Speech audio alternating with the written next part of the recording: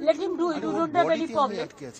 But Vande Mataram के लिए एक बात आपको कहना है, बंगाल से ये सॉन्ग नेशनल सॉन्ग है एंड जनगण मन अधि इज द नेशनल एंथम है, लेकिन वंदे मातरम का पूरा गाना कभी नहीं लिया था।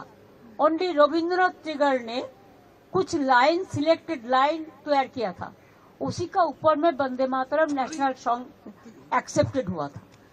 ये भी जानकारी के लिए मैं बताया, बिकॉज आपने पूछा। पहले तो राज्यसभा ने नोटिफिकेशन दिया था कि जय हिंद बोलना नहीं चाहिए, वंदे मातरम कहना नहीं चाहिए।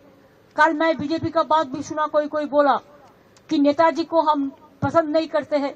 अरे तुम नेताजी को पसंद नहीं करते हैं, गांधी जी को नहीं करते हैं, राजा राम मोहन राय के नहीं करते हैं, तो किसको पसंद करते हैं? ये कैसे आया? ये सब लोग जो देश को बारे में जिसको पता नहीं है, देशेर सम्बन्धे যারা জানে না, তারা নেতাজিকে অপমান করে, বঙ্কিমচন্দ্রকে অপমান করে, রবীন্দ্রনাথ ঠাকুরকে অপমান করে, বিদ্যাসাগরকে অপমান করে, রাজা রামমোহন রায়কে অপমান করে। এরা জানে বাংলার অবদান হয়েছে। এবার আমি যাই।